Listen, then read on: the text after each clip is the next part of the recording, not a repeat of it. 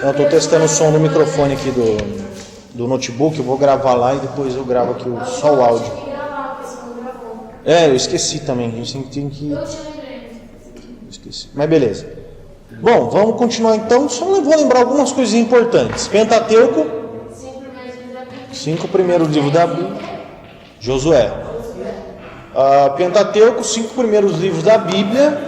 Gênesis, Êxodo, Levíticos, Números, Deuteronômio. Depois a gente tem os livros históricos, que vai vir Josué, Juízes, Samuel, Crônicas, Reis, Ruth, Esther, Jó.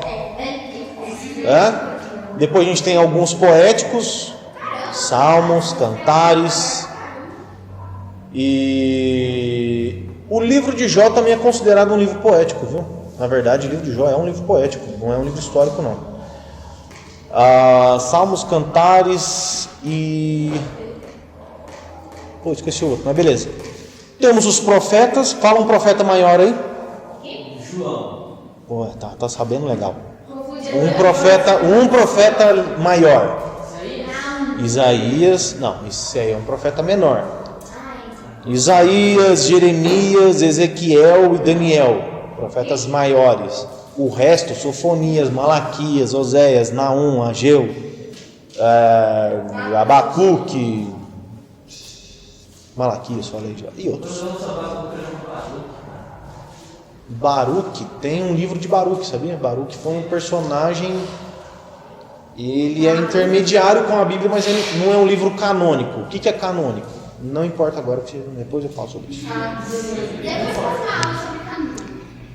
Eu queria ter mais tempo na próxima aula, mas vamos ver. Depois disso a gente termina o Velho Testamento em Malaquias, um dos textos muito conhecidos de Malaquias. Trazei todos os dias uma casa, o tesouro para guiar o mandamento da minha casa. Vocês estão me roubando? O que a gente rouba? Rouba no dízimo, quando não traz. Malaquias 3. E então nós entramos no Novo Testamento. Vamos a um detalhe muito importante. Do livro de Malaquias, que é o último livro do Velho Testamento, até o livro de Mateus, que é o primeiro evangelho, nós temos, ou melhor, até João Batista, do livro de Malaquias, até João Batista, são aproximadamente 400 anos. Em que não teve um profeta em Israel. Deus não falou nada. Então termina o livro de Malaquias e a gente tem um período que a gente chama o período de silêncio de Deus. Porém, não é um silêncio de Deus. Porque tudo o que aconteceu durante esses 400 anos aconteceu justamente para colaborar com a vinda de Jesus. Pode perguntar.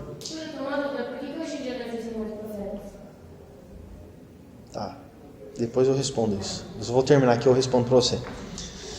É que eu achei que você ia perguntar algo a respeito disso. Mas durante esses 400 anos não teve nenhum profeta. E depois veio João Batista, que era um profeta. Trabalhou como um profeta. E ele então foi a voz de Deus que clamava no deserto. Durante esses 400 anos surgiu muita coisa importante. Por exemplo, os fariseus. Os fariseus é uma galera que a princípio era muito importante. Quem eram os fariseus? Os fariseus significam separados, o nome fariseu, separado de alguma coisa. Os fariseus foi o seguinte: quando o povo de Israel foi levado, você lembra, né? O povo de Israel desobedeceu a Deus, foi exilado, cativo pela Babilônia e pela Síria, e depois eles voltaram para Jerusalém, para Israel, enfim. Quando eles voltaram, uma galera falou assim: vamos voltar do jeito que era os fariseus. A gente não vai se misturar culturalmente, religiosamente, vamos continuar, como a gente fala hoje, conservador. Os fariseus eram uma galera conservadora. Não, nós vamos conservar a lei tudo à risca. Então eles nasceram com um bom princípio. Com o passar do tempo, eles foram se corrompendo. O movimento não foi tão bom. Foi durante esse tempo que os fariseus nasceram, durante esses 400 anos. Outra coisa extremamente importante, quando Jesus veio, a cultura da época era helenista. O que é uma cultura helenista? Enzo, você que manja. Da Helena. É uma cultura sumariamente grega, filosoficamente grega, ideologicamente grega. O idioma, por exemplo, hoje a gente não fala em inglês. Tipo assim, hoje a língua universal é o inglês. Aquela época era o grego. Eles falavam muito grego, aramaico, grego e hebraico mais para a galera judaica. Mas, não, latim veio depois, na época da reforma, bem para cá na igreja, por causa da igreja católica. Mas era... E por que aconteceu essa... Por quê? Vocês lembram... Não, vocês não assistiram Alexandre o Grande, né? Alexandre o Grande foi um baita do imperador. Alexandre o Grande foi um cara monstruoso, usado por Deus. Olha o que eu estou falando, estou sendo ousado em falar isso. Alexandre o Grande se levantou, o império dele, e ele muito rápido, muito rápido, conquistou muito território. E ele ia conquistando o território e implantando o helenismo, implantando cultura grega. Então, tipo assim, tá lá Alexandre na Pérsia, eu vou agora conquistar Roma. Chega lá, escola grega, filosofia grega, língua grega, cultura grega. Eu vou para a Espanha, grego. Então, e foi muito rápido. E por que isso foi importante para a vinda de Jesus? E durante esse tempo que a gente tem de espaço de 400 anos, porque quando Jesus veio, todo mundo falava o quê? Grego. Então Jesus ia se comunicar com um judeu, fala grego. Ia se comunicar com um gentil, fala grego. Então, tipo assim, ficou muito mais fácil a comunicação de Jesus. Tudo isso mostra que, embora tenha 400 anos aí de silêncio, Deus estava trabalhando. Tá? Levantou o Império Romano também, outras histórias.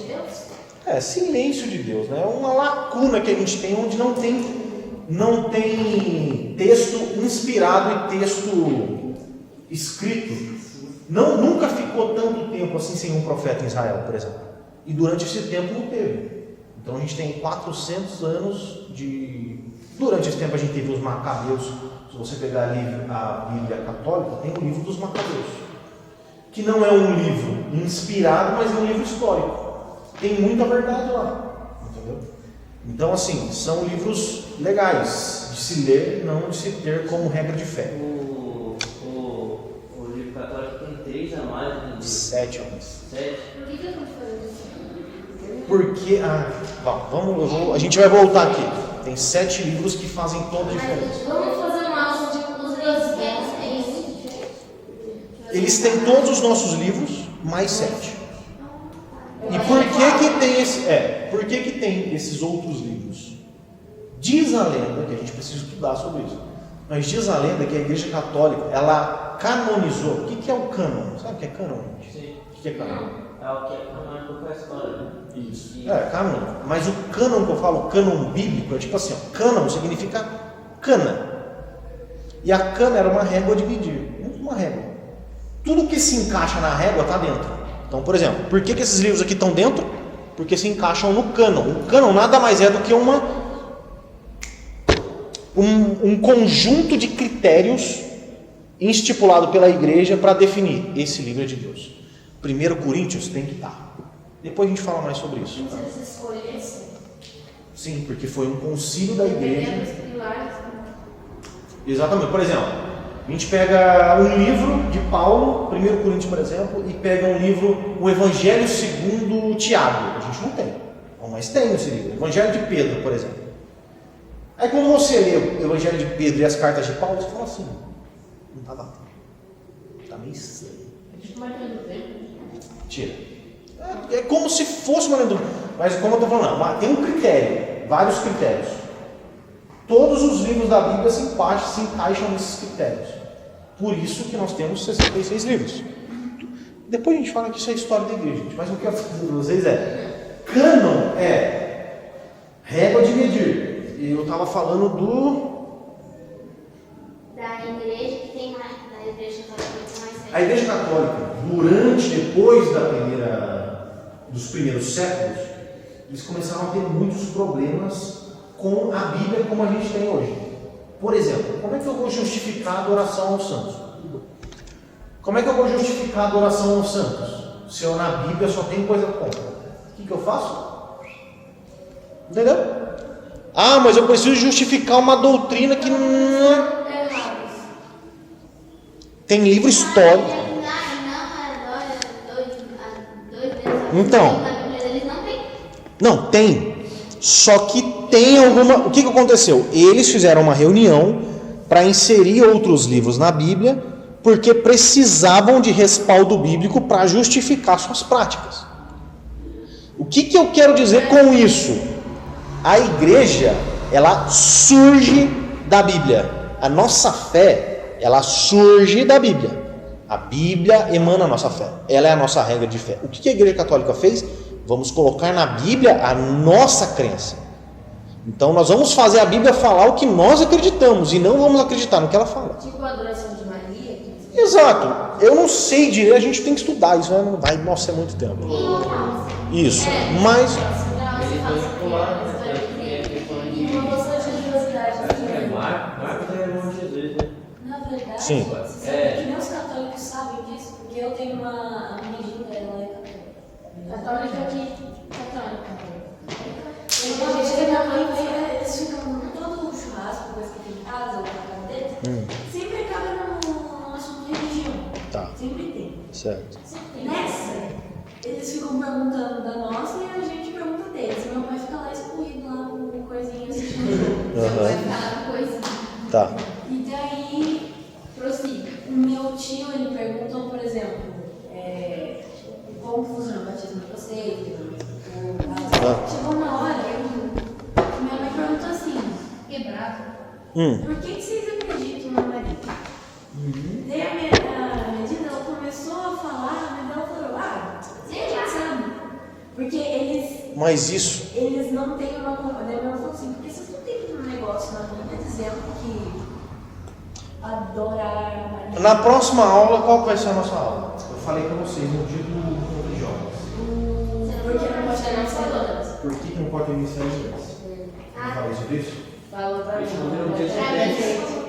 Não, a aula não vai ser sobre por que não pode ministério de dança. Vai. Porque não é legal. Não, a gente vai falar sobre isso na próxima aula. Mas, por que eu gostaria de mais tempo para tratar sobre isso? Porque tem uma doutrina fundamental da reforma protestante.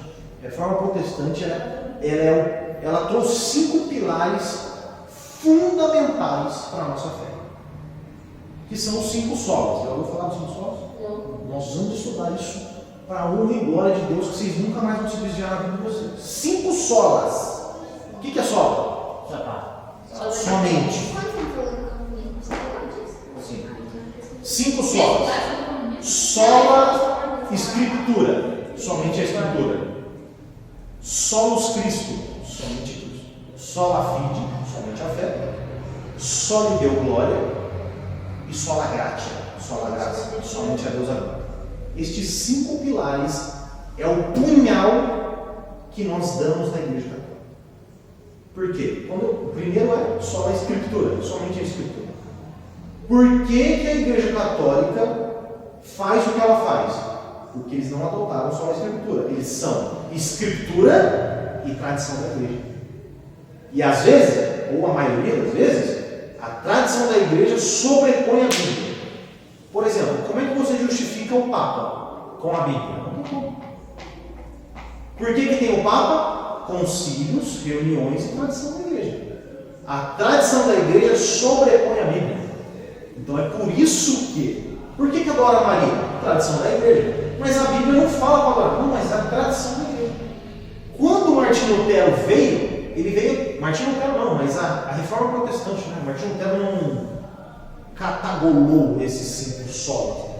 Os 5 solas é o grito da Reforma Protestante. Somente a Escritura é a nossa regra de fé. A glória é somente a Deus. Nós não damos glórias a nenhum outro Deus.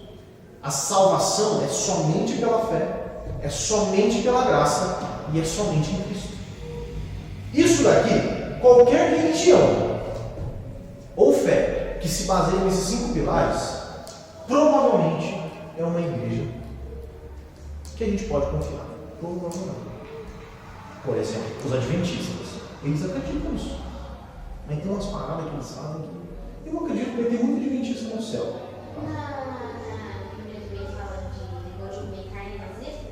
Tem coisa de não pode comer carne de porco, não sei o que. Eles são muito. Mas o que eu quero trazer para vocês é 5 solas, gente. E quando a gente fizer, eu vou me comprometer com vocês. Quando a gente tiver as aulas sobre os 5 solas, pode ser. É que a gente tem que falar sobre história da igreja, muita coisa que é importante. Pode ser também. Pode ir lá em casa. 5 solas, tá? Boa ideia. Ótima ideia. Vamos fazer isso. Isso. Então, tenham isso em mente. Quando eu for dar as aulas sobre 5 solas, no final eu vou fazer perguntas e um só. Quem se sair melhor, eu vou dar uma pulseirinha que eu ganhei da Fiel, que por sinal eu estou com a minha camisa da Fiel, onde eu trabalhava. E essa pulseirinha foi da Encontro de Jovens 5 solas. É top a pulseira. É como se fosse uma pulseira 5 solas. Vou mostrar para vocês depois. Mas, gente, deu para entender até aqui? A gente, depois desse tempo de silêncio de Deus, a gente começa a ter esses livros. Os evangelhos, Mateus, Marcos, Lucas e João. Pergunta, Sofia, por que a gente tem 4 evangelhos falando a mesma coisa? Por exemplo, Mateus, Marcos, Lucas e João. É 4 evangelhos do mesmo Jesus que fala quase a mesma coisa. Por quê? Não.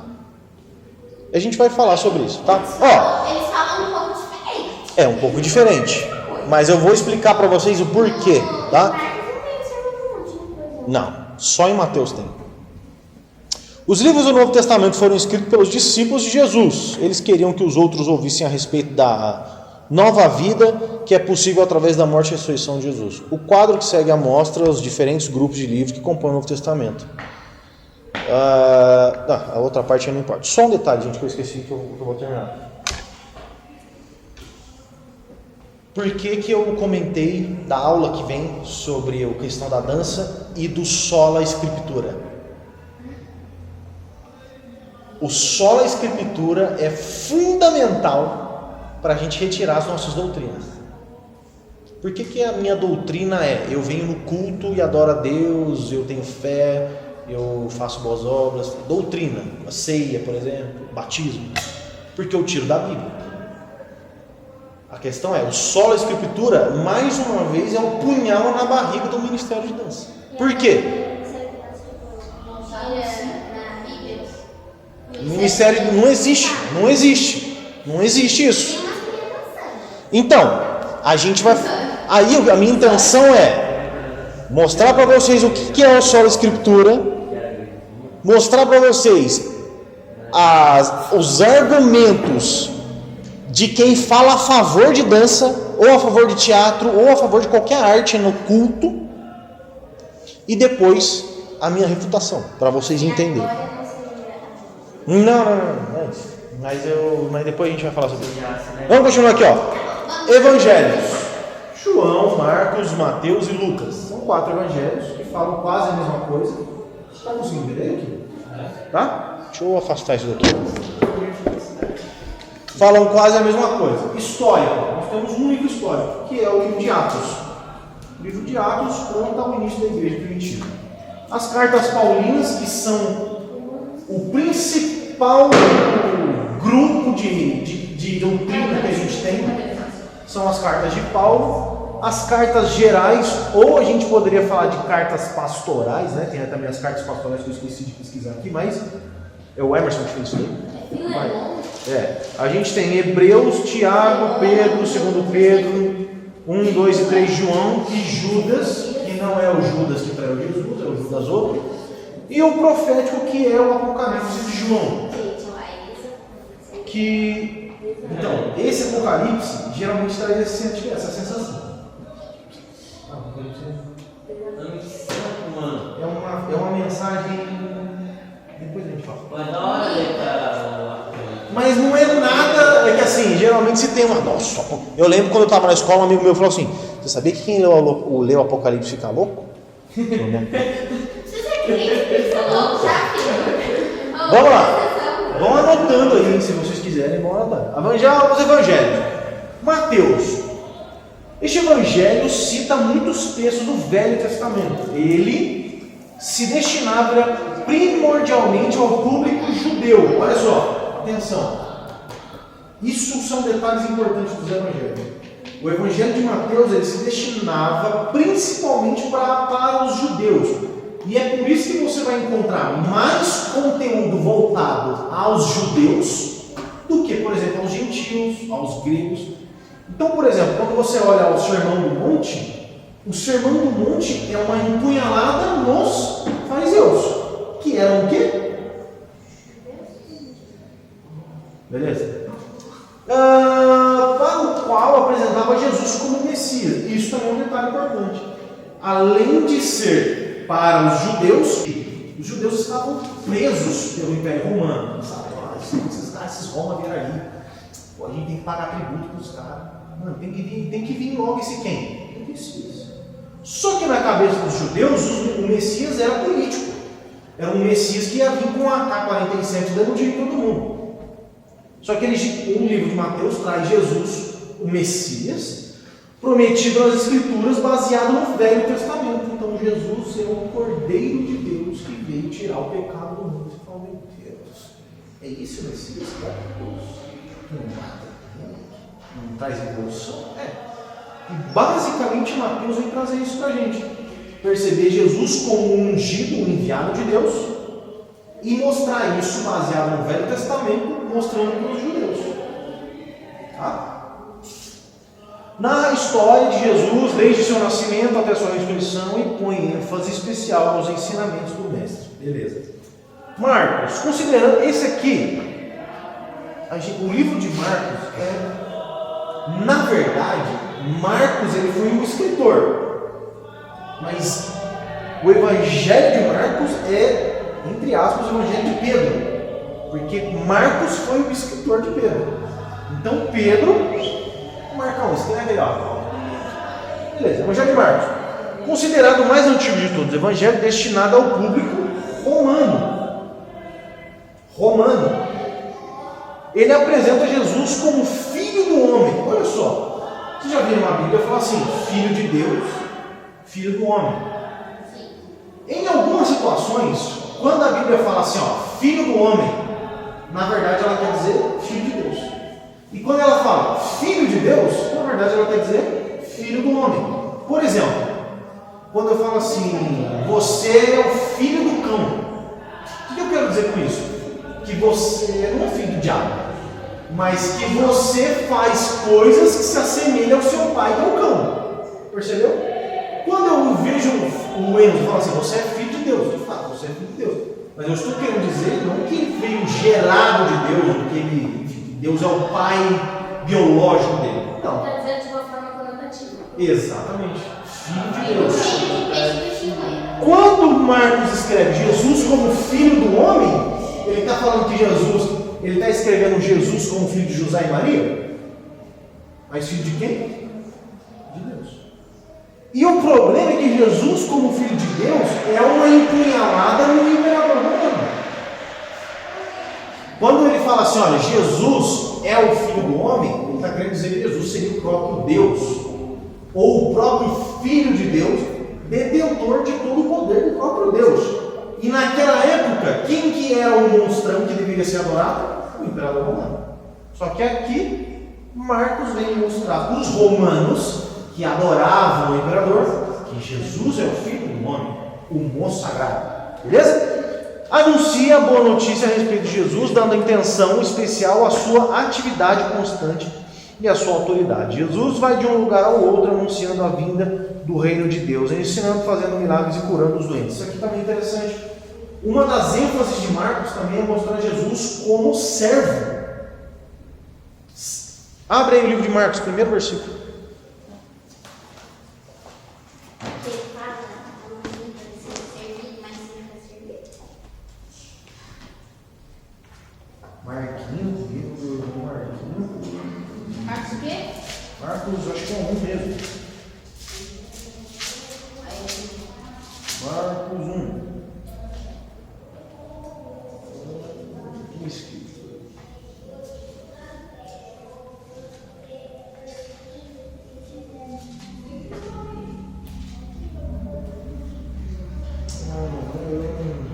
Tem um texto do livro de Marcos, depois eu posso falar. Deu na atividade dele. Mas tem um texto áureo, digamos assim, o texto de ouro do livro de Marcos é justamente isso aí que o João falou. Que ele não veio para ser servido, mas veio para servir. E o fato de. Não, mas o Evangelho também se fala sobre isso. A questão é que o livro de Marcos também vem trazer Jesus como um servo de Deus. Um servo de Deus. Beleza, vamos para frente.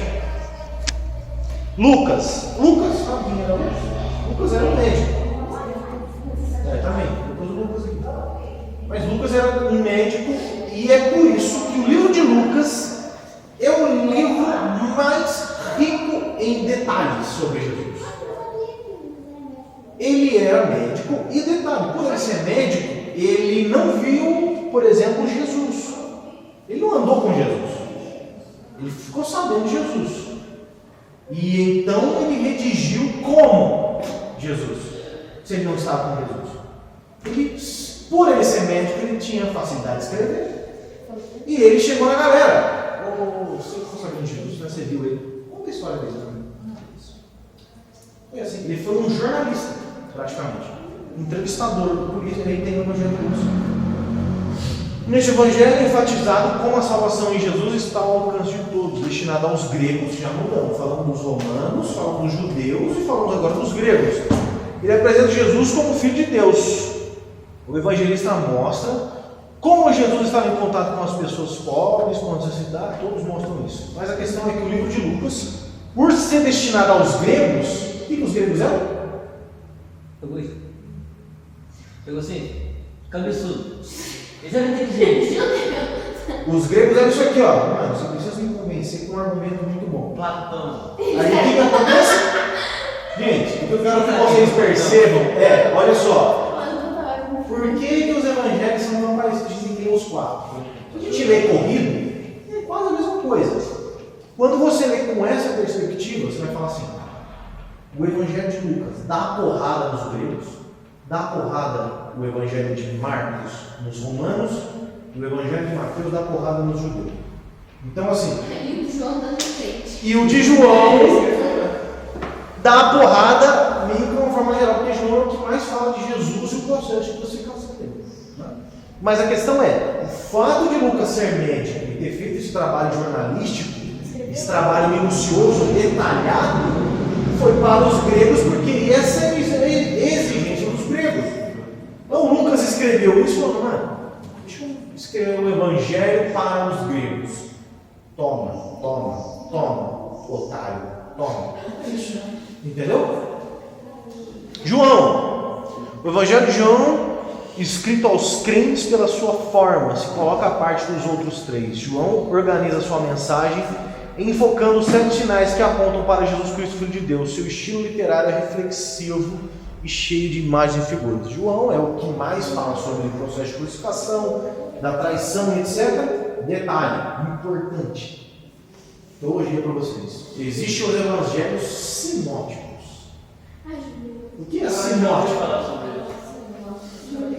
Sinótico é semelhante. Nós temos 4 evangelhos, 3 são evangelhos sinóticos. Os 3 sinóticos Mateus, Marcos e Lucas. Eles se parecem bastante. O de João tem muita coisa do que os outros 3 falam, mas ele é o mais destoado de todos. Então, o evangelho de João, ele é o mais focado em falar de Jesus, em algumas características importantes a respeito de Jesus, como a crucificação, a traição, a ressurreição, etc. Então, o livro de João. Beleza? Esses são os evangelhos. Ressurreição e crucificação? Sim. Morte, vida, ressurreição. Mas o livro de João é mais para esse lado. Ele é o mais melancólico. E detalhe, né? O apóstolo João, o discípulo João, ele é o discípulo mais querido de Jesus. Era o cara que estava no colo de Jesus. E é dele o livro de Apocalipse também, a gente vai falar disso. Beleza, gente? Esses são os evangelhos. Livros históricos. Hã? João é destinado aqui? João é destinado a um modo geral. Geral, tipo assim, não tem um público específico, entendeu? É aos crentes. É aos crentes, mas seria para todo mundo também. Porque no caso a morte de Jesus, a crucificação e tudo mais, Bate em todo mundo. Beleza? Agora a gente tem um livro histórico que é o livro de Atos. O único histórico que a gente tem Ah, aqui. eu faço de lembrar só Atos. Atos. E Atos é o quê? O que é Atos? Ele atua. Nós atuamos, vós atuais, eles atuam. Atos de atuar. Atos dos apóstolos. Ações dos apóstolos. A história da igreja primitiva. Tá? Atos. E por quem foi escrito esse livro? Por Lucas. Luquinha, moço sagrado. Esse livro foi escrito por Lucas.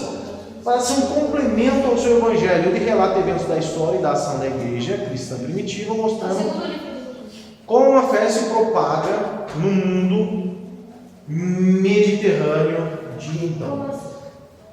Então, Lucas, ele é o relator, o escritor do livro de Atos dos Apóstolos. Sabe uma coisa bem legal do livro de Atos dos Apóstolos? Você vai no...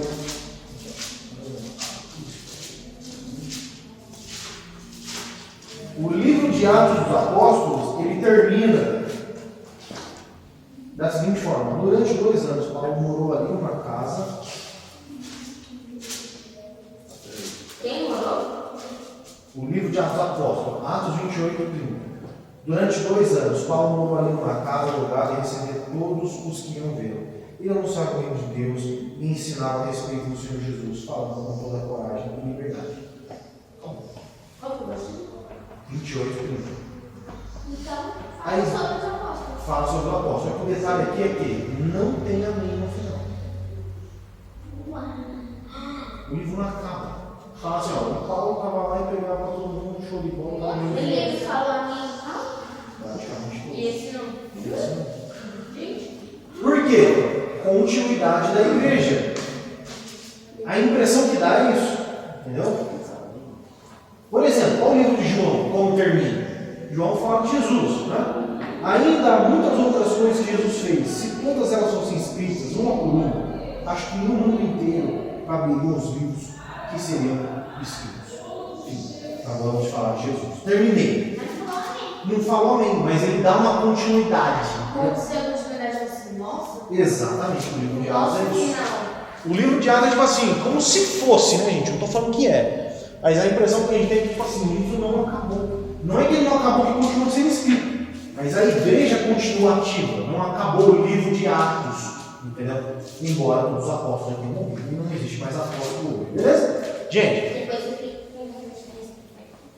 isso, beleza. Livro de Atos. História da igreja primitiva. Beleza? Esse livro é muito da hora. O texto mais conhecido deste livro é o Atos 2. Fala sobre o dia de Pentecostes, que ele estava na casa e caiu, e falaram em outros idiomas, e eles falaram, esse é o livro de Atos dos Apóstolos, beleza? já acabou? Já. Próximo, Cartas de Paulo, que é onde a gente mais tem que Então, ler. volta aí. O que é? O que isso aqui é? Ah, Carta de Paulo. Esse é o livro preferido de todo teólogo, no meu caso, que sou teólogo. Romanos. Esse é o livro que você Já li tanto Romanos, por que em Romanos e não espartano? porque eu cheguei no Romanos inteiro. O livro de Romanos. Cadê a gente? Vocês viram que ela não camiseta que a gente estava na semana passada? Não. Ela estava com escrito na camisa de Romanos, escrito Martim Lutero, 1,17, eu acho. Romanos Romanos, nesta importante carta, é o primeiro livro das cartas de Paulo lá que a gente tem, né? Nessa importante carta, Paulo escreveu aos Romanos a doutrina básica, o Evangelho é o poder de Deus para a salvação de todos que aceitam, pois o Evangelho mostra como é que Deus nos aceita, é por meio da fé do começo ao fim. Lembra que eu falei para vocês? Lembra que eu falei para vocês de Romanos 1,17? Que foi quando Martinho Lutero falou assim: o justo viverá pela fé. Por que eu estou aqui me coisando? Não, está errado. E esse pensamento, o justo viverá pela fé, foi o estopim para Martinho Lutero falar assim: agora o pau vai quebrar, agora eu vou para cima. Romanos 1,16 e 17. Leiam na casa de vocês Romanos 7. Na verdade, o pastor Marcos pegou na quinta-feira passada sobre Romanos 7 mesmo. Romanos 8, Romanos 9 e Romanos 10. Sabe aqui vocês veem, a gente fala, E qual que é a versão que falou justo? 7, 8, 9 e 10. Calma, capítulo. 7, 8, 9 e 10. Você vai ler na sua casa. Lê. Lê. Esse capítulo, 7, 8, 9, 10. Vocês lerem, vocês precisam ler, tá? Beleza. Capítulo 7, 8, 9, 10. Vamos. Você está escrevendo tudo? Não precisa. Primeiro Uma frase importante ali que eu te falo. Romanos 16, 17, está na sua Bíblia, só se você escrever. 1 Coríntios, gente. Hã? Romanos vai ter 13, eu acho.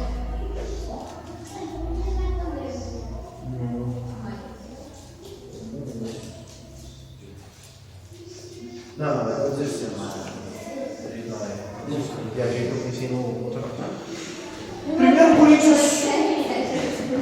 Gente, se vocês querem um raio-x, uma tomografia, o que é uma tomografia?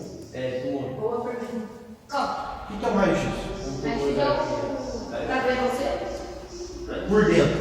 Sim. Você consegue ver nitidamente o Tá músculo. do lado dele, eu vou falando assim. Aí, ali, o livro de 1 Coríntios é uma tomografia, um raio-x da igreja atual. Se você ler isso daqui, que é o que nós fazemos, vamos a cada 2 sábados lá no grupo de estudo, você vai ver que o livro de 1 Coríntios é uma assim, ó, é você pegar, ler e falar assim: nossa, isso acontece hoje. Por quê? Parece que Paulo está lá na igreja. Parece que Paulo tá no meio dos adolescentes. Ai meu Deus, peraí. Divisão na igreja? Imoralidade sexual? Puxa, Santa Ceia toda desregulada? Puxa, cara, isso aqui Paulo está falando. Confusão sobre os dons espirituais?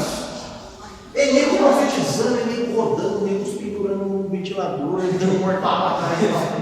Eu não sei se de dom, porque minha amiga ela veio falando assim, ela vai pra casa comigo, eu já recebi meu dom. A gente precisa falar mais sobre isso também. Não Não é em língua. Exato. Cair em Profecia, línguas, revelação.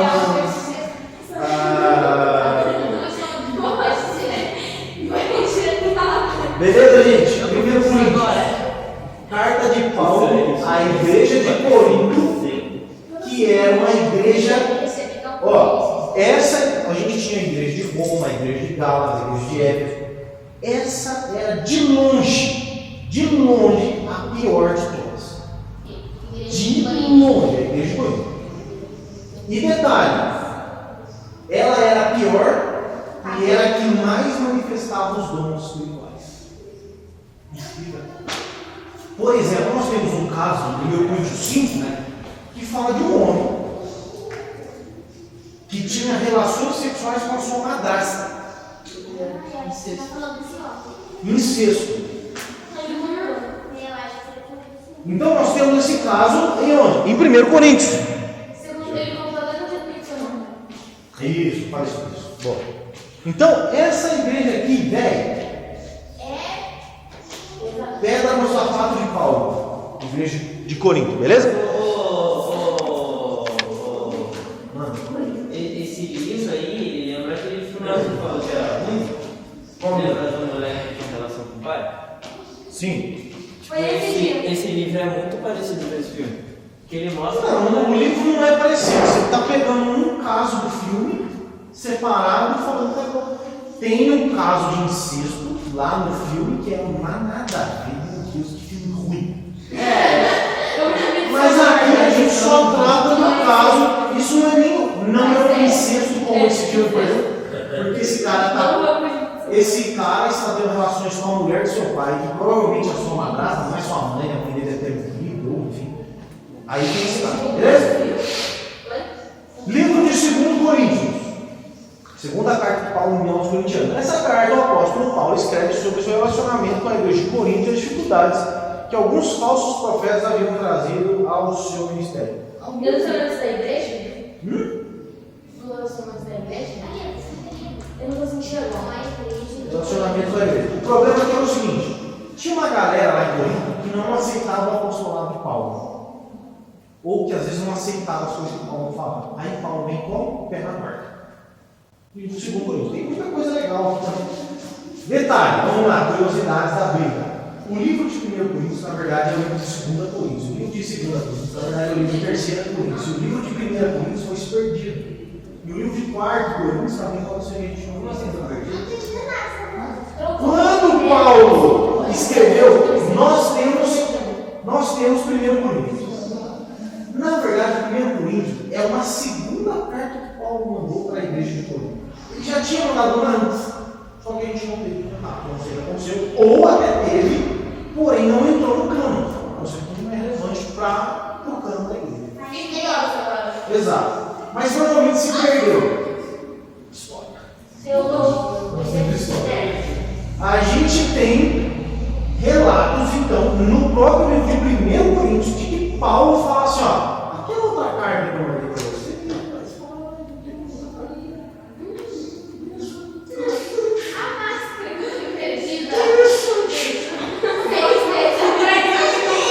Vocês lembram que eu acabei de falar do caso de incesto? Sim. Ele fala assim: ó, expulsa esse cara da igreja e entrega para Satanás. Nessa carta? Na primeira. Ele fala assim: ó, expulsa esse cara da igreja e entrega para o capeta. É isso que o Paulo fala. Muito bacana a disciplina eclesiástica, né? A gente é muito Bambi, cara. Você repreende o ex-argumento. Ah, eu vou mandar assim, gente, eu não quero mais, eu não quero. Paulo fala assim: ó, manda pro Satanás, pro cravo união, expulsa esse cara da igreja. Isso que é o ruim. Manda ele. Manda ele pro cão, a fim de que o seu espírito seja salvo. Olha qual é a intenção de Paulo. Ele fala assim: ó, expulsa o cara do incesto, entrega ele pro capeta e pro mundo. E é isso que ele fala: entregue para Satanás, para que o seu espírito seja salvo. A intenção de Paulo com a disciplina eclesiástica era fazer o seguinte: eu vou tirar você da igreja, e lá no mundo, quando Satanás te tocar, você fala assim: não, porque o capeta vai me quebrar. Ah, pezinho de consciência? E sabe o que acontece em 2 Coríntios? Esse cara se converte. Gente, a Paulo é monstro sagrado. Disciplina. Ele se converte, se arrepende. E você vê isso em 2 Coríntios, o cara está lá. Você arrependeu lá, sempre. Ele pegava uma praça e se arrependeu. Agora os Paulo terceiro Coríntios. E o primeiro saiu o segundo, e o primeiro subiu, e o quarto subiu. Você tem 1, 2, 3 e 4. O 1 e o 4 sumiu. A gente usa o 2 e o 3, que na verdade é 1 e 2. Então, entendeu mais isso? Gálatas. Esse foi Coríntios, esse foi Coríntios. Yes. Porque existem relatos, por exemplo, 1 Coríntios, ele mesmo fala, o próprio Paulo faz. Segundo ele já falou, não tem mais. Mas cadê? Entendeu? Na câmera. Decidiu que não ia entrar na Bíblia, no Código Civil. Qual a solução da igreja? Não foi. Mas beleza. Então, Teve um negócio chamado concílio. Concílio da igreja que reuniu os maiores teólogos da igreja. Depois a gente vai falar sobre isso. Gálatas. Gálatas é muito importante vocês terem em mente o que é o livro de Gálatas. Essa carta expõe a liberdade da pessoa que crê em Cristo com respeito à lei. Paulo declara que é somente pela fé que as pessoas... O livro de Gálatas é o seguinte: os Gálatas estavam sendo influenciados por judaizantes. O que é judaizante?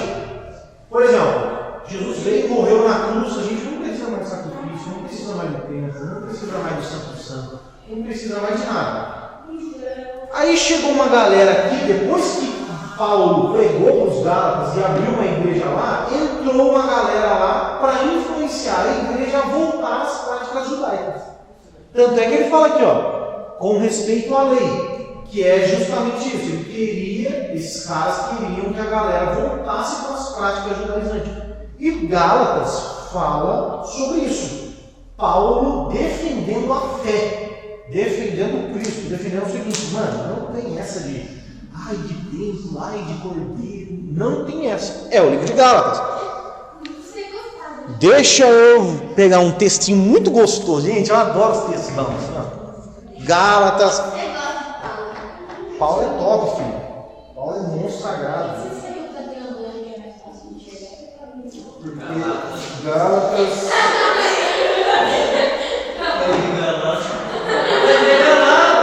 Olha só.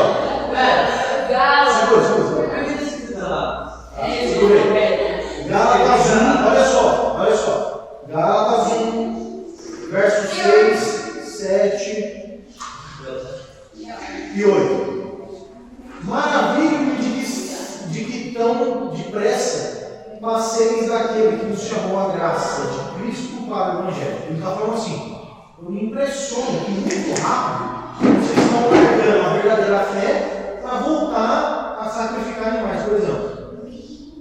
O qual não é outro, mas alguns de vós inquietam e querem transtornar o Evangelho de Cristo. É muito, olha que gostoso. Mas ainda que nós mesmos quem? Os apóstolos, o próprio Paulo, nós, ou um anjo do céu vos anuncie em outro evangelho, além do que já vos tem anunciado, seja anátema. Anátema é maldito. Que Paulo está falando assim, ó, eu estou impressionado como agora há pouco eu preguei o evangelho para vocês e agora vocês não dão ouvido esses caras judaístas. Impressionante. Só que deixa eu falar um tempo para vocês. Qualquer um, até mesmo eu, o próprio Paulo, o John, o pastor Michael, um anjo que anuncia um evangelho diferente desse evangelho que eu falei para vocês, seja maldito. Pode falar. Exato, pode falar, João. Sim, igreja da Galácia, exatamente. Cara, geograficamente isso não é muito mais. Deve ser. Porque a Turquia, por exemplo, o Iraque era a Babilônia. Sim. Mas, por exemplo, aonde ficava o Jardim do Éden hoje? Tinha um lugar de local. Por exemplo, se você buscar hoje Rio Tigres e Rio Eufrates, que são citados no Éden, você vai pôr.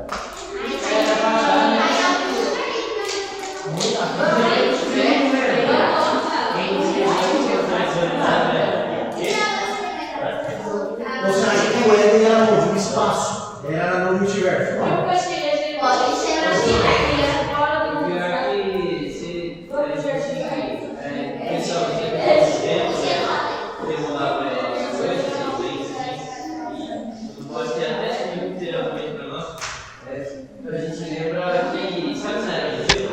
Manda. Tinha pouca água, né? E você vê que tem um monte de terra assim, embaixo da água, assim, e são meio que assim, tá ligado? Só que elas perderam um monte de lugar, assim. Dava pra facilitar Tempo. até a Europa. Sim. Vocês sabem o que é Pangeia, né? Sim, todos os países, todos os continentes hoje. E quando que aconteceu a Pangeia? No início da Terra. O que é? Pangeia. Vocês vão falar, mas a Pangeia é o dilúvio. O dilúvio não foi uma chuva, gente. Não foi chuvinha que choveu. A Bíblia fala que o dilúvio. Não. A Bíblia fala que o dilúvio saiu correntes de água do fundo da terra. Não foi só chuva, foi terremoto, foi chuvarada. Foi um regaço global. Exato. Gente, vamos pra frente que eu não sei que horas são. Ó, a gente tem mais 30 problemas. Efésios. Vamos lá. É o quê? Geografia? É por isso que eles são burros.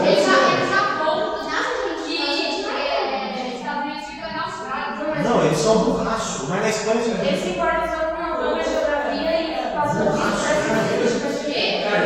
Vamos lá, gente, segura. Efésios.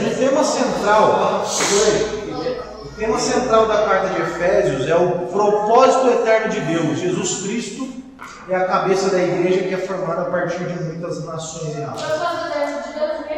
Oi? Jesus Cristo é a cabeça. Cabeça da igreja. Ele fala, Jesus é o cabeça da igreja, assim como o marido é o cabeça da mulher. E Deus é o cabeça de Jesus. A gente viu isso no Exato. A gente leu da cabeça, eu pedi o mas essa palavra cabeça. Jesus é o cabeça da igreja e Deus é o cabeça de Jesus. Eu só lembro. Vamos. Eu só lembro que falando do marido da mulher, eu só lembro isso numa igreja. Será que. Não, tem mais coisas. Será que a mula sem cabeça? Não. Ela não tem cabeça? Porque ela se articulação da Porque ela não é de Deus. era padre, e o padre não podia dela segurar essa cabeça.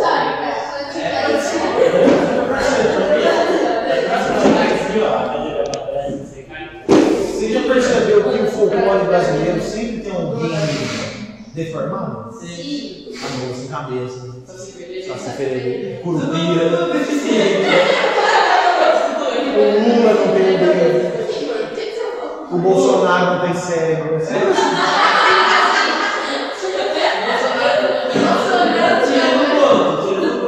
O Boto transforma não sei o que, tem a Yara lá que vem no mar. Não tem um Drácula, não é o Drácula. É um lobisomem. Filipenses.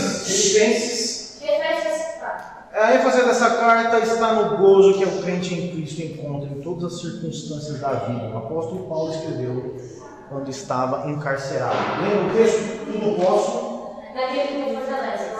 Seja os nossos costumes como de Cristo, que não viu por não ser como Deus. Deixou a sua glória e desceu e veio se tornar como homem, se rebaixou a ser como homem e servo, e foi ao mais profundo abismo. Mas ressurgiu, está à destra de Deus Pai. E todo joelho se dobrará, toda a língua confessará que Jesus Cristo é Filipenses. Colossenses. Nessa carta, o apóstolo Paulo diz aos cristãos de Colossos que abandonem suas superstições, que Cristo seja o centro da sua vida. Se eu não me engano, aqui você vai ver gente, por exemplo, se batizando pelos mortos. E Paulo, tipo assim, ele quebra a perna desses caras, entendeu? Tá, 1 Tessalonicenses. O apóstolo Paulo dá orientações aos cristãos de Tessalônica a respeito da volta de Jesus ao mundo. Esse texto é bem legal, o livro de Tessalonicenses é legal porque ele fala muito sobre isso. A volta de Jesus, o corpo que vai ser transformado e etc. O processo, na verdade, de transformação da terra. Por favor, volta nos olhos, sabe? Nossa, calma aí, deixa eu dar um resumaço aqui. Você tá onde? Eu tava aqui, de você colocou assim, ó. Calma.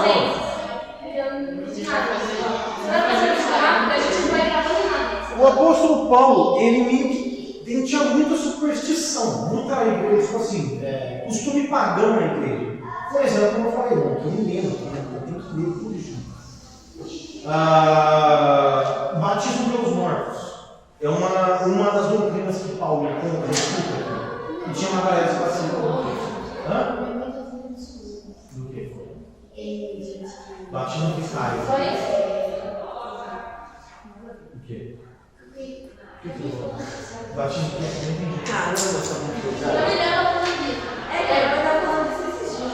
de batismo pelos mortos? Sabe o que é um sacrifício vicário, gente? Hoje isso é Jesus. Jesus fez um sacrifício vicário. É um sacrifício substitutivo. Por exemplo, você morreu sem se batizar. Você batiza o meu nome, daí fala. Exato. Aí você, não, vou me batizar pela minha filha, porque ela me batizou. Aí eu vou batizar pela Júlia, que daí é tudo certo. Aí a Júlia, mesmo que ela não se batize, a mãe dela fala assim, pô, a minha filha não se batizou. Os mormons fazem isso. Os mormons fazem isso. Chega, mano. Acabou rápido, Não. Rapidão, agora é rápido. Será? Eu vou tirar foto mesmo, Transformação, novo céu, nova terra, novo corpo. transformação da terra, novo corpo, volta de Jesus, etc. Muito resumido.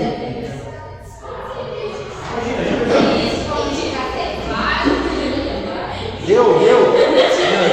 Então vai. 2 Tessalonicenses. Como em sua primeira carta, o apóstolo Paulo fala do retorno de Jesus ao mundo, também trata de preparos dos cristãos para a vinda do Senhor. Só que a parte 2. Agora a gente chega, atenção, a gente começa agora com as cartas de Paulo, mas as cartas pastorais. Cartas pastorais. O que é uma carta pastoral? É uma carta de orientação. 1 Tessalonicenses fala, 1 Tessalonicenses é praticamente a mesma coisa. Aí agora a gente começa em 1 Timóteo as cartas pastorais, que são cartas destinadas ao pastorado. No caso, o próprio Timóteo era um pastor jovem. Então a intenção de Paulo aqui é trazer a teologia do pastorado, a teologia da liderança eclesiástica. O que é eclesiástica? Eclésia. O que é eclésia? Igreja. Eclésia. Quando a gente fala assim de eclésia, é igreja. Tá? Eclésia é igreja. 1 Timóteo começa então, gente. 1 Timóteo começa as cartas pastorais. Essa carta serve de orientação para Timóteo, um jovem líder da igreja primitiva. O apóstolo Paulo lhe dá conselhos sobre a adoração, o ministério e os relacionamentos dentro da igreja. Carta pastoral. Isso. Todo pastor, por exemplo, o Michael, principalmente o Michael, ele tem que dominar isso aqui. Tem que dominar isso aqui. Tá? Carta pastoral. Orientação para a liderança da igreja. Não, Timóteo e outras cartas também. Timóteo, em 2 Timóteo. É outra carta para Timóteo. Essa carta trata principalmente dos deveres e responsabilidades de Timóteo. Então, o dever e responsabilidade do pastor. Paulo sente que sua vida está chegando ao fim. Por isso, com carinho e dedicação, ele dá conselhos a Timóteo e aos seus companheiros de trabalho para que sejam fortes na fé e continuem sendo fiéis soldados de Cristo. Para Timóteo, dever e responsabilidade. Dever e responsabilidade na conselho de trabalho, que sejam fiéis a Evangelho, seja fiel até a morte. Continuem sendo soldados de Cristo. 2 Timóteo, se eu não me engano, é lá que está escrito os deveres, aliás, as exigências de um pastor. O pastor tem que ser mulher. Tem que ser mulher. Heresia, não vai dar, cara. O pastor tem que ser homem de uma só mulher. O pastor ele tem que não ser dado ao vinho, ele tem que ser um bom administrador da sua casa, ele tem que ser respeitado pelos filhos. Paulo sente a vida dele tá chegando dele. Entendeu? Nossa, mas Paulo é mulher. Paulo não é. Paulo é o maior teólogo que a gente tem na Bíblia. Paulo é um monstro. E por que Paulo era assim? Paulo foi formado aos pés de Gamaliel. Gamaliel era na antiga. Nós tínhamos tutores. Por exemplo, o tutor de Alexandre o Grande era Platão. Era Platão ou era Sócrates? Ou era Aristóteles? Não lembro, era um dos dois. O que era o tutor? A família tinha dinheiro e contratava alguém para que ele fosse o filho. Então, Paulo, no caso, o tutor dele foi Gamaliel. Isso, um educador. E Gamaliel era um cara monstruoso, um cara muito inteligente, um cara muito conhecido. E ele que instruiu Paulo, tanto quando jovem, e depois Paulo, ele era um fariseu, por exemplo. Ele manjava muito da lei. Você pegava o Velho Testamento para Paulo, decorou aquilo ali. Então ele manjava por isso, por essa formação dele, provavelmente é porque ele mais escreve. Você pegar Pedro, por exemplo, Pedro era pescador. Então Pedro não tinha tanta informação facultativa, cognitiva. Embora ele pudesse também, porque Deus ia inspirar ele, ia ajudar ele a fazer isso. Mas no caso de Paulo, ele tem essa facilidade de escrever, de ser monstro, porque ele manjava demais da lei. Acho que acontece, como partilhador que começa a história de Pedro e Tiago.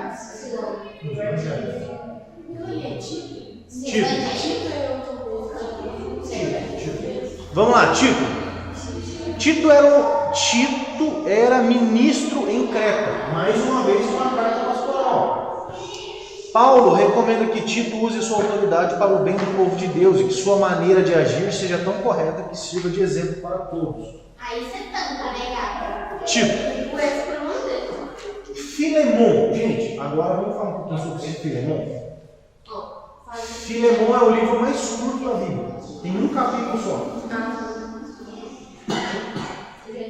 O pastor Michael já pregou Filemon aqui uma vez. Vocês não lembram? Vou contar para vocês a história. Anota aí rapidão, senta lá que eu vou trocar uma ideia com vocês, porque isso vai servir para vocês. Exatamente, filé mignon. Eu também. Desculpa, pior que você tá Livro de Filemon tem um capítulo só, mas um detalhe. Eu vou contar a história para vocês de Filemon, rapidão, e depois eu abro a oportunidade para vocês me falarem o que vocês entenderam por entre as linhas da história. Filemon era um patrãozão, um cara monstro. Ele tinha uns bens ali, um negócio. E ele tinha um servo chamado Onésimo. Onésimo, ele provavelmente roubou Filemon e fugiu. Roubou e vazou fora. E era o servo de Filemon. Esse Onésimo, ele é pego e preso. E ele vai para o cárcere. E Paulo, que estava do outro lado do universo, também foi pego, foi preso no mesmo cárcere de Onésimo, que era o servo de Filemon. O que acontece? Paulo, dentro da cadeia, começa a pregar o evangelho para Onésimo. E provavelmente ali Onésimo fala: mano, sabe quem que eu conheço que era meu servo? Que eu era servo? Filemon. Aí Paulo, mentira. Filemon? Pô, Filemon é para falar a verdade. Você está tirando mentira, né? Não acredito, cara. É verdade. É verdade. É verdade. Filemon era o meu patrão, cara. Só que eu roubei ele, fugi, fui pego, estou preso aqui. E agora você pegou o evangelho para mim, tá? Me arrependo do que eu fiz. Mas não sei sua história, tá? Aí Paulo fala assim: ah, é isso que fez? Então vou fazer o seguinte: como ele é meu amigo, como eu o conheço e eu tenho ele como um irmão, eu tenho Filemão como um brother mesmo. Você vai voltar para ele. Só que antes de você voltar, quando você chegar lá, você vai entregar uma carta minha. Beleza? Beleza. Aí Paulo escreve uma carta. Filemão, Onésimo, tá ligado? Onésimo? Ah, tô ligado. Então, ele foi preso. E eu também. E a gente, coincidentemente, Deusidentemente, Jesus Cristo nós somos presos no mesmo cárcere. E eu preguei o Evangelho e ele se arrependeu dos seus pecados, se converteu dos seus caminhos. E agora eu estou mandando ele de volta para você. E toda a dívida que ele tem, bota na minha conta. E tudo que ele tiver que ter, pode pôr na minha conta. Ele está falando assim, ó. Eu boto a minha mão no fogo por Onésimo, aquele que te roubou. Eu boto a minha mão no fogo por ele. E ele, Onésimo, volta para o seu patrão, Filemão, e provavelmente ele permanece sendo os dois juntos ali, patrão e servo. Entenderam a história? Agora, me expliquem. Deus e patrão. Qual é o nome do moleque? Parabéns, Filemão, mano. né? Parabéns, Manu. Fala, gente. Todos comigo. Parabéns, Manu. Beleza? 1, 2, 3. Parabéns, Manu. A história de Filemão, o livro de Filemão, é um resumo do Evangelho. Nós tínhamos, vamos pegar lá do Éden, Adão e Eva. Eles eram filhos de Deus, cara. Top, show de bola, maravilha. Mas eles pecaram. E foram se afastando de Deus cada vez mais. Foram cativos pelo pecado. Só que Jesus, ele também se cativou por nós, veio na terra essa desgraça. E aqui, nesse cativeiro de pecado, ele pegou o Evangelho para a gente. O Evangelho que a gente não merecia, que era na natureza, nem isso não merece. Ele veio e prega o Evangelho para a gente, e depois ele fala assim: você crê no que eu falei, Júlio? Creio. Então eu estou te mandando de volta para Deus em mim. Por que eu falo isso é muito importante? Talvez na escola, no trabalho, qualquer que seja. Você pode falar assim: você não leu a Bíblia? Não li. Vamos fazer. Lê lá o livro só. É um capítulo só, tem uns 20 versículos. Leia Filemão. Leia lá. Você explica para a pessoa o que é o livro de Filemão. Nárnia.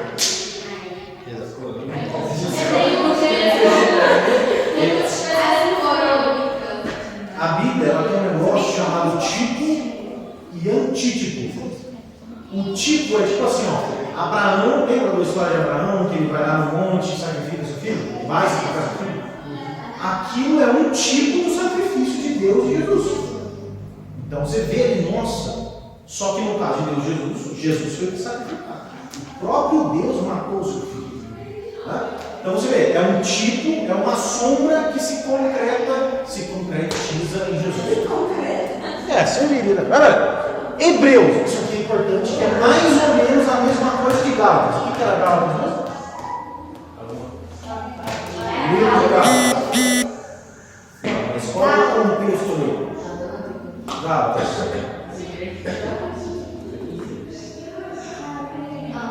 Ó, o nome da terra.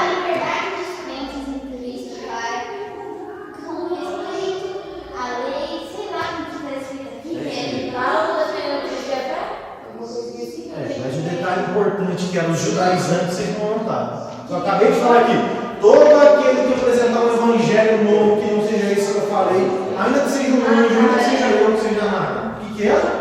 A galera judaizante que queria. Hebreus. Qual é a diferença de Gálatas para Hebreus? É que Paulo pregou em Gálatas e falou por lá. Nós não sabemos quem é o escritor de Hebreus. Pode ser Lucas, pode ser Paulo, ou pode ser alguém. Não necessariamente Paulo ou Lucas, mas pode ser, mas a gente não sabe, não tem certeza. A diferença de Gálatas para os hebreus é que esses Gálatas aqui são esses hebreus são hebreus. Ou seja, eles vêm desde praticando isso. Aquela galera de Paulo não necessariamente eram nascidos judeus, hebreus. Então eram gentios. E eles começaram a aprender depois de velho o judaísmo. Nesse caso aqui, a galera que nasceu na cultura judaica. E lembra que eu dei aula sobre o que? Hebreus 11:1?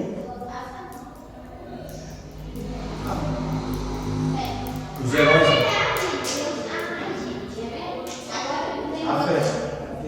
A fé é fundamental para os hebreus. E por quê? Lembra que eu falei para vocês? Eles estavam querendo voltar às antigas práticas. Tempo, sacrifício. Ai, era tudo mais legal, você sentia o cheiro, você era palpável, você era comia, top. A fé é o firme fundamento das coisas que a gente não vê. E a certeza das coisas. Não, a fé é o firme fundamento das coisas que se esperam e a certeza das coisas que a gente chama de Hebreus 11:1. Beleza? Então, ó, essa carta foi escrita para os cristãos que eram judeus de nascença e por isso chamada de hebreus. Eles estavam sendo perseguidos e corriam o risco de abandonar sua fé cristã para voltar à prática da religião dos seus antepassados. Beleza? Tiago, essa é a carta de Tiago. Tiago trata de assuntos práticos da vida cristã. Ele fala sobre a riqueza, pobreza, tentação, preconceito, falar, o agir, criticar, orgulho, humildade. Ele fala assim, ó. Mais difícil é não falar do que falar. Seja tardio ao irar-se.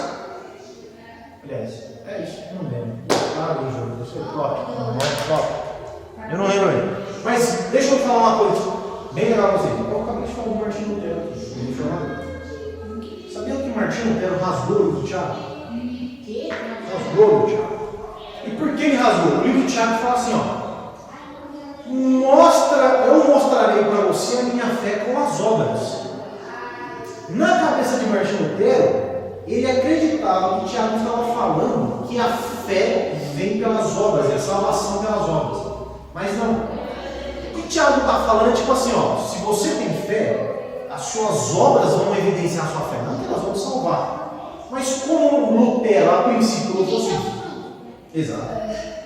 Martinho Lutero leu. Sai fora, acabou.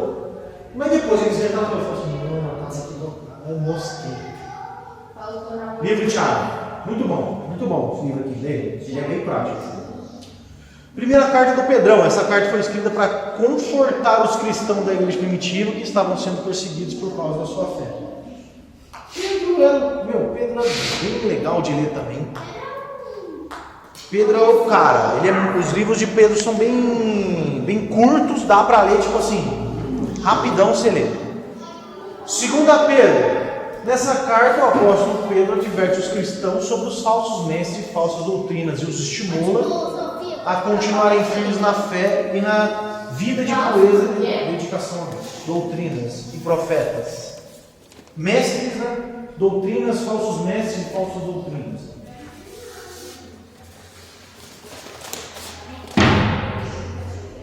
Livro de 1 João.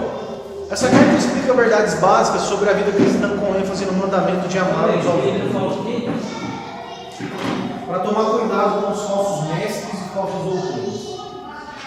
Segunda Pedro. 1 João. João é conhecido como apóstolo do amor, não é à toa. O livro de 1 João fala de amor. Deus é amor. Deus é amor. Ele está falando. A essência ativa de Deus é amor. E importa que uns amem os outros. Aquele que diz não amar o seu irmão, não ama a Deus. E fala que ama a Deus e não ama o irmão, então não tem como. Tá? Segunda carta de João. Essa carta é dirigida aos membros de outra igreja, os quais o autor conhece bem.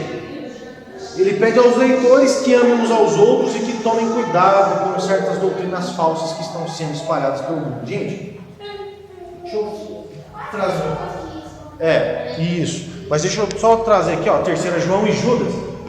Em contraste com sua segunda carta, ele fala da necessidade de receber os que pregam a Cristo. Legal. Judas, rapidão. Judas adverte os cristãos em geral contra os falsos mestres que estavam espalhando ideias erradas na igreja. Se você pegar os livros, por exemplo, de Judas, 2 Pedro, 2 João, você vai ver que majoritariamente eles vão falar sobre falsos profetas, falsos mestres, falsos doutrinas. De novo. Esses 3 livros, basicamente. E um detalhe. Não. Segunda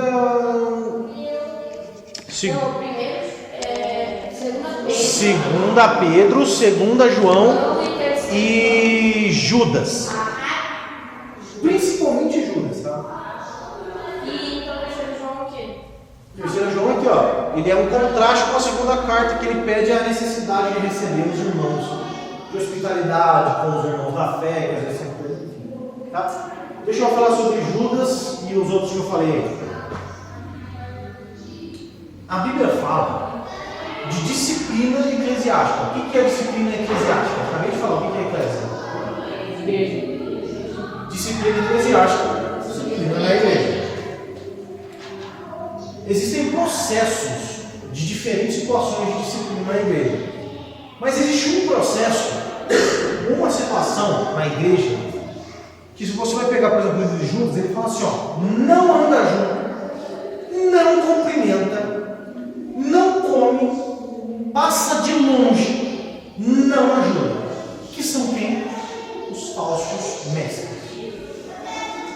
A ideia do texto é tipo assim, não tenha contato com esses caras.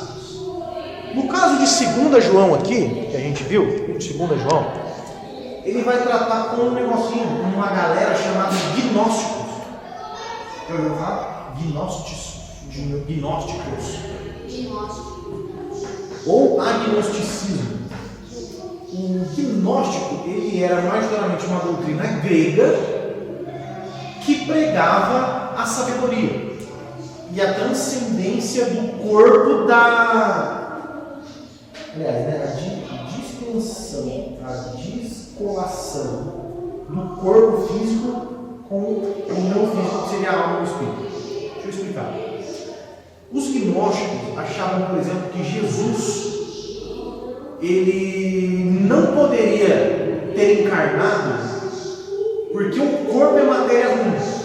E não é possível uma divindade santa habitar um corpo porque o corpo é ruim. E isso estava sendo pregado na época de João. E sem contar a questão da sabedoria também. Não, tem que ter sabedoria, tem que ter filosofia, tem que ter conhecimento, blá blá blá blá. E João prega contra esses caras, contra os gnósticos. E no livro de Judas, que é também bem pequeno, uma vez o Radson pregou sobre o livro de Judas aqui, é o seguinte: pastor vagabundo, sem vergonha, mentiroso, falso profeta, eles precisam ser expostos. Um dos papéis fundamentais de um pastor de igreja, o pastor Maicon, é pregar a verdade e contra a mentira. É expor a mentira. É extremamente importante. Eu, que ensino vocês, o Everson, o João, o pastor Maicon, etc. É extremamente importante a gente ter conhecimento do que se prega como mentira, que a gente sabe que é mentira. E mostrar para vocês. É papel do pastor. Mostrar isso é mentira, isso é errado, isso é heresia. O que esses caras fazem é isso, mas não só isso. Eles mostram como é que a gente tem que tratar essa galera, com desprezo, desacatá-los.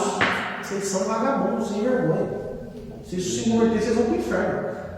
Tá? Então assim, por exemplo, eu tenho uma vontadezinha assim de um dia pegar o Edir Macedo numa esquina assim, quebrar por ele na porrada. Ele já falou dele umas 60 vezes. Você não conhece o Edir Macedo? 50 Edir Macedo é o líder da Universal, Igreja Universal. Ele, por isso que ele tem um modo profundo. Eu nunca falei de Edir Macedo, que eu acho que eu Falou umas 4 vezes. Você falou umas 60 vezes. Edir Macedo, por exemplo, já falou uma vez sobre a possibilidade. Ele já falou, por exemplo, da possibilidade de fazer aborto. Aí numa dessa, eu estou num culto desse, eu subo e dou uma falo para não ter interesse. Cuidado de ser incondicional. Hã? Não. Ele comprou a emissora do Silvio Santos. A Rede Record era do Silvio Santos. Ele comprou. Certo? Ele comprou? Ô,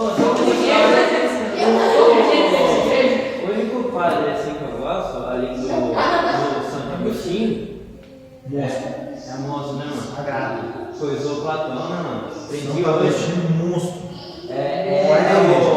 Santo mesmo? Ah, Ele é musculosão, cara, é estranho, mas Cara, mano, Fábio de Mello, meu, é o padre mais ridículo que tem na face da terra. Você já ouviu a música dele? Ah, mano, nossa. meu, padre que posta foto no Instagram com filtrinho de cachorro. Você é padre? Fábio de Mello. Ô Fábio de Mello, filtrinho de cachorro? Filtrinho, você não é filtrinho de chorando?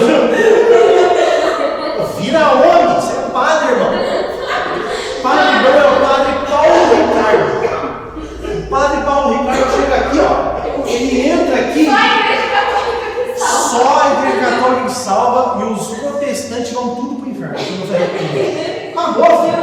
Padre, mas Fábio de Mello. Eu vou mandar essa aula inteira. Uma moça. Padre Fábio de Mello, uma moça. Manda, por favor. Beira o viadismo pra mim. Beira vai colar. Ó, pastor Paulo Ricardo, pastor Augusto, pastor não, padre Paulo Ricardo, padre Augusto não sei o que, um neguinho lá, e tem um outro padre que é bom pra caramba, os caras são bons. E Papa João Paulo II, Papa bom. O Papa chegava e falava assim, ó, não tem salvação fora da igreja católica. Acabou. Papa de verdade. Esse padre, como é que é o nome desse padre? Esse Papa Francisco. Jonathan Augusto. ainda tem um monte de Jonathan. O meu é eu. Gente, vamos finalizar o livro de Apocalipse. Esse livro foi escrito para encorajar os cristãos que estavam sendo perseguidos e para afirmá-los na confiança de que Deus cuidará deles, usando os símbolos e visões do Cristo o triunfo do reino. Apocalipse é fim.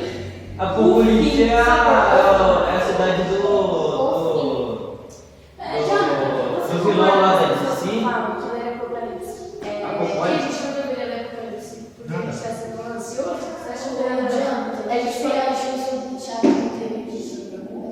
Vamos chegar, deixa eu terminar. Teve teatro. O livro de Apocalipse, ó, o que é escatologia? Escatologia é a doutrina do fim dos tempos. Escatológico, algo futuro, que vai vir, doutrina das coisas que virão. Aí, ó, olha nada aqui. Isso aqui é padre. Isso aqui é padre. Vira homem, rapaz. Deixa eu ver, por favor. Isso é padre. Ah, não é esse cara não. Não é esse cara não. É de coelho, meu Deus. Eu É de coelhinho. Eu tava falando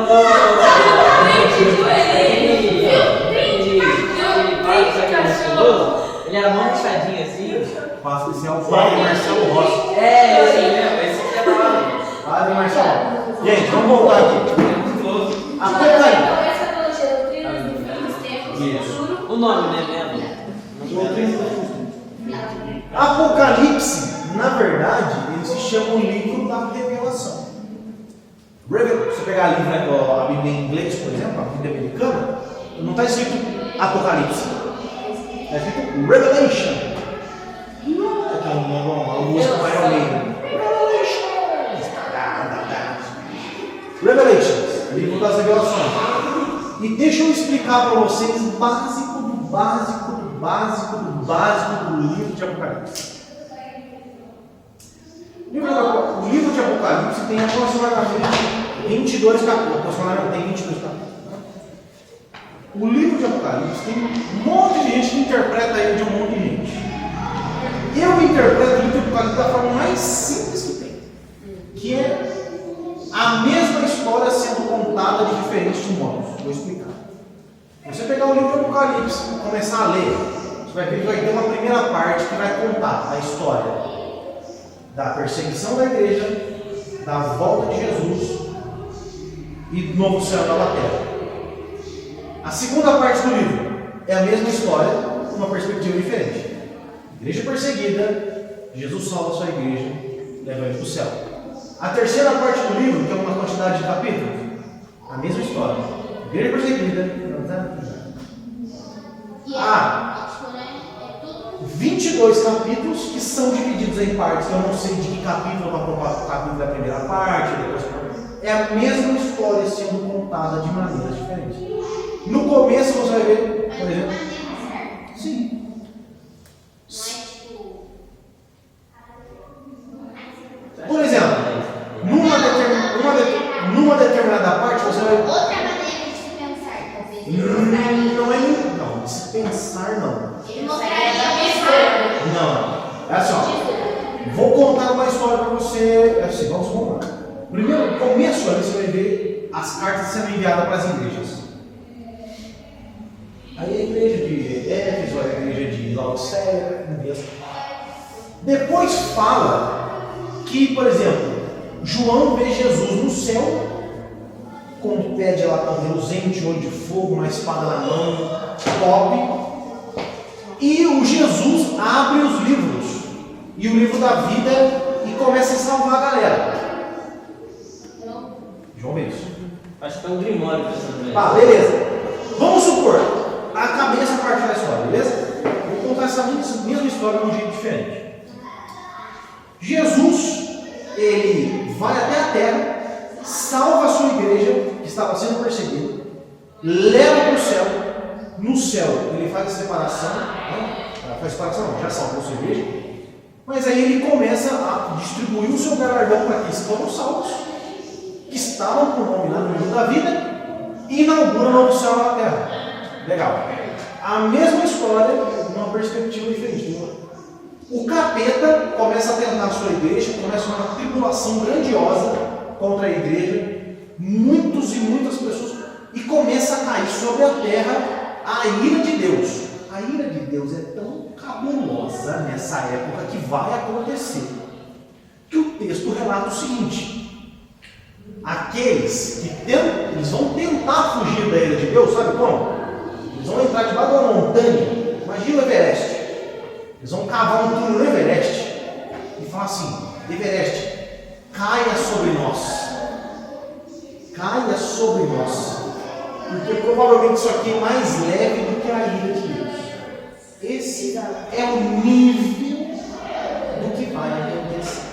Do que é a ira e a destruição de Deus. Os caras terão tanto medo de Deus que eles vão pedir para os montes esmagá-los, que vai ser mais de boa do que passar pela ira de Deus. Independente se o monte esmagar ou não, eles vão ser julgados. Não tem para onde fugir. Não tem como você sair correndo. Não tem. Que bagulho que fala Esse deles. final 2010. O quê? É tipo, aquele filme é bem assim, dá um pouquinho disso aí. Tá? Mas é um pouquinho disso aí.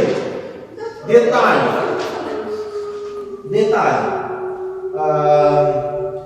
O livro tem muitos símbolos que falam de uma mesma coisa, etc. O que eu ia falar para vocês é a repetição do mesmo evento visto de maneiras diferentes.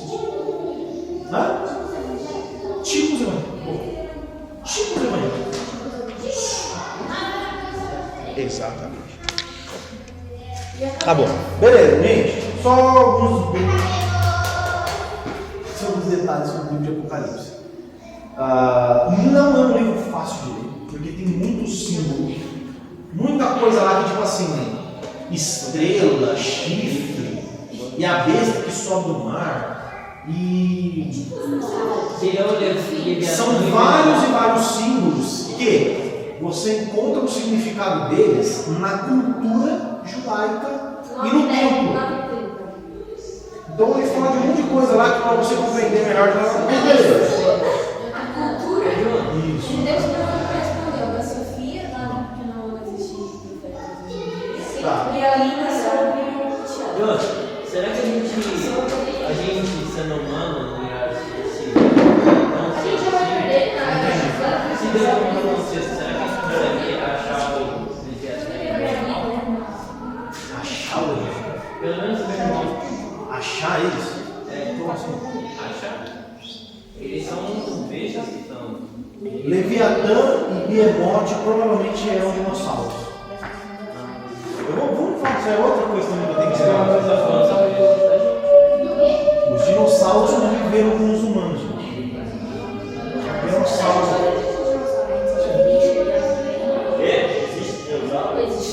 Existiu o dinossauro. Olha, eu olho um jacaré e uma tartaruga e falo, mano. Os dois tartarugas. Eu falo, mano, na moral, não é possível que um bicho desse não parece um dinossauro. Mas o que você fala, no livro de Jó, você pega a descrição que o texto dá desses animais, é coisas absurdas. Você fala assim, mano, a gente não tem hoje no mundo um animal como aquele que é descrito. Tá ligado? Tipo, um sucesso. Você fala assim, não, por isso que eu posso sugerir que isso aqui é um dinossauro. E esse dinossauro estava na época de Jó. Jó convivia com esses animais. Pera, ele. Calma, Os dinossauros conviveram com os humanos. É isso que eu acredito e eu posso depois trazer para vocês um estudo sobre isso. E eles entraram na Arca da Aliança, na Arca de Noé, etc. Na Arca da Aliança. Beleza, vamos lá. Tem que falar a pergunta? Ó, a gente finalizou aqui, rapidão, segura aí, mano. Ó, a gente finalizou aqui as coisas da Bíblia, os livros da Bíblia, um panorama geralzinho. Então, agora vocês têm já todos os livros. Agora vocês precisam ler. Estou à disposição para tirar dúvidas sem possível. Enfim. Vamos lá. Pergunta da Sofia. Sofia, pode responder. Não. Vamos lá. Nós temos o ofício de profeta. Nós temos uma diferença. Qual Vamos lá, rapidão.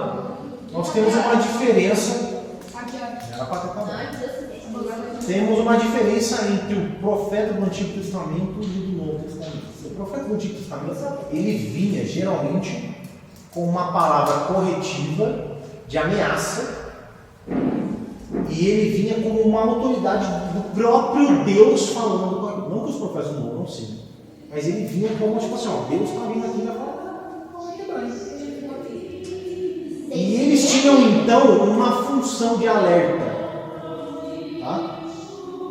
Os profetas do Novo Testamento, da igreja primitiva, como era, por exemplo, o caso de Paulo, da igreja de Corinto, eles traziam revelações não mais de punição, mas também poderia ser, mas uma revelação doutrinária. O que isso quer dizer? Eu ouvi falar de Jesus e entendi o que Jesus falou. Eu compreendi. Então eu vou trazer a revelação para você.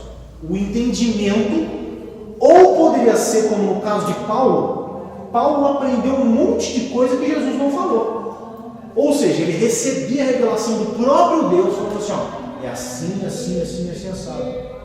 Não, mas Jesus não falou nada sobre isso. Eu sei, mas eu estou dando novas coisas para você que Jesus não falou. Então ele servia como um profeta de revelação da palavra de Deus, e não mais como um alerta, embora aquele alerta também fosse a palavra de Deus. Mas você entendeu mais ou menos? A ideia é que o profeta do Antigo Testamento ele profetizava para frente. Ele fazia isso aqui, ó. A minha profecia vai se cumprir lá no cara, beleza? Os daqui, eles profetizam para trás. E tudo faz isso aqui, ó. E o meio é a cruz, é Jesus Cristo. Tá? Então a revelação de Deus ela é progressiva. Ela vai se progredindo conforme o tempo vai passando. E ela vem se revelando cada vez mais claro para a gente com os apóstolos. E com Jesus. Beleza. Profeta. Eu só estou explicando para você. Nós temos profeta hoje. Nós temos o ofício de profecia. Que é o quê? Eu estou pregando para vocês. Eu sou um profeta de Deus. Eu sou voz de Deus para vocês. Um culto tem um pregador. Ele é um profeta. Ele está atuando como quem? A voz de Deus para o seu povo. Tá? Então isso é um ofício profético. Ele está atuando como um profeta de Deus. O que nós não temos? Revelações. Não existe nada novo. Não existe um profeta, eu recebi uma revelação de Deus. Se não for a Bíblia, não é de Deus. Por quê? Só a Escritura. Porque antes tinha a Bíblia todos os Uma vez que nós. Lembra uma vez que eu falei assim, ó? Nós temos a Bíblia. Se você quiser trazer para mim uma experiência que não está relatada na Bíblia, ou algo que aconteceu na sua vida, eu tive uma visão. A sua visão não está na Bíblia. Você pode falar para mim, eu posso até acreditar. Não quer dizer que eu sou obrigado a acreditar. Agora, se você falar para mim assim, eu entendi e Deus me mostrou que o entendimento, eu entendi que Jesus Cristo é Deus, Jesus é melhor. Isso eu acredito. Porque isso é a Bíblia. Temos profetas como os profetas da igreja primitiva e do Antigo Testamento? Não. Então, existe um ofício profético, que é a pregação e o anúncio do Evangelho.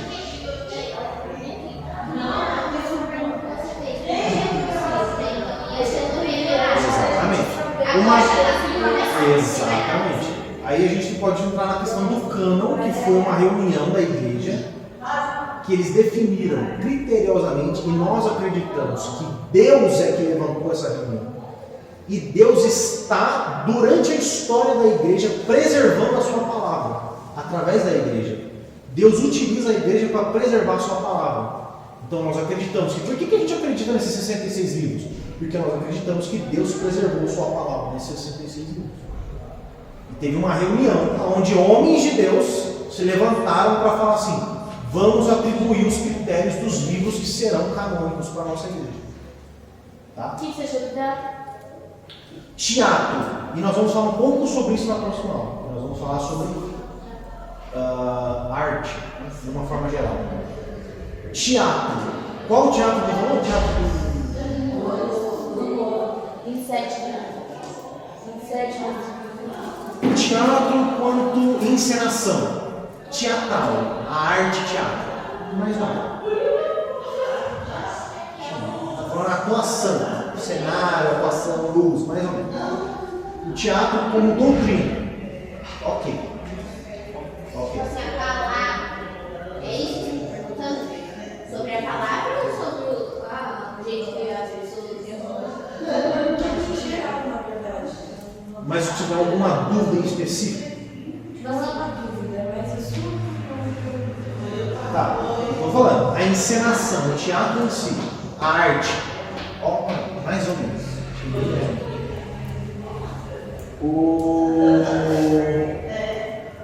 O ensinamento do teatro, ok. Poderia ser melhor, mas ok. Só isso. Não é uma coisa? Acho que só. É o Novo Testamento tem 27? Beleza? Na próxima aula nós vamos falar sobre a arte e o culto. Eu vou tentar falar um pouquinho sobre o solo escritura. E eu vou tentar trazer para vocês o argumento favorável à arte no culto, no caso a dança, a arte. E depois refutar essas coisas. Eu acho que essas aulas a gente deveria falar na casa de alguém. Vai surgir muita dúvida, né? Outra coisa que falaram aqui, querem fazer uma parada sobre os 5 solos? A gente pode fazer lá na minha casa. Eu ensino para vocês os 5 solos. É que os 5 solos é muita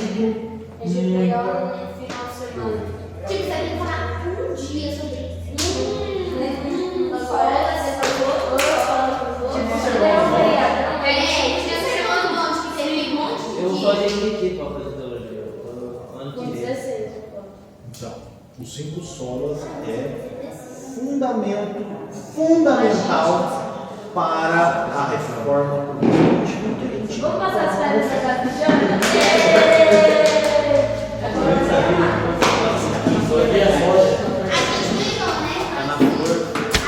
A metade dessa gente vai ser pra vocês e a metade nossa. Do bicho. Deus, obrigado, amém. Amém.